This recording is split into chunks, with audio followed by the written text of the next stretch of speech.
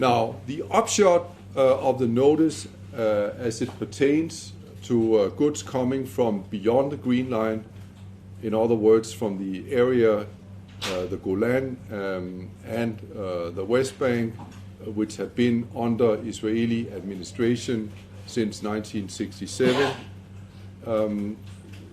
The relevance of the notice to that, which, as I said before, is again a reflection of existing legislation and requirements, is that products coming from beyond the Green Line cannot be marketed in Europe as made in Israel, because the EU does not recognize those areas beyond the Green Line as part of Israel's internationally recognized borders.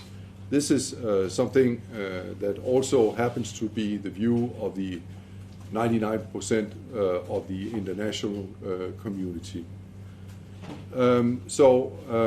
The issue here is that those products are still very welcome on the European market. They just have to have the correct indication of origin on them. The interpretive notice that was adopted by the Commission proposes a number of different indications of origins that can be used, but it's basically up to the member states to decide which one would be the most appropriate. But drawing on some of the examples from countries, UK, Belgium, Denmark, that have already enacted this kind of procedure on a national basis, the notice suggests that one can, for example, use the phrase produced in the West Bank, parentheses, Israeli settlement, or it could be produced in the West Bank, parentheses, Palestinian product, for example.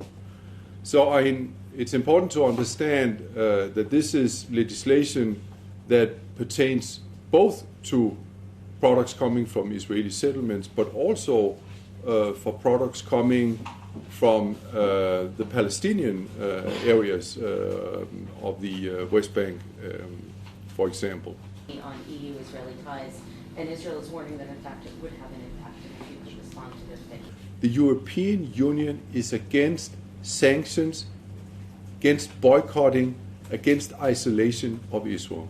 And therefore, the measures that we have taken, and which again are all based on existing legislation, have absolutely nothing to do with that.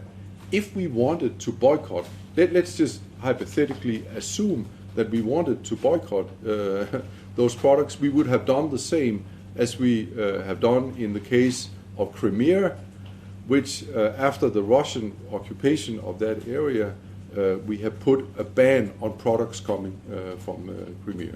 Palestinian workers, but they've also, over the years, they've made market adjustments themselves, and they've been exporting goods instead of to Europe to other places around the world. So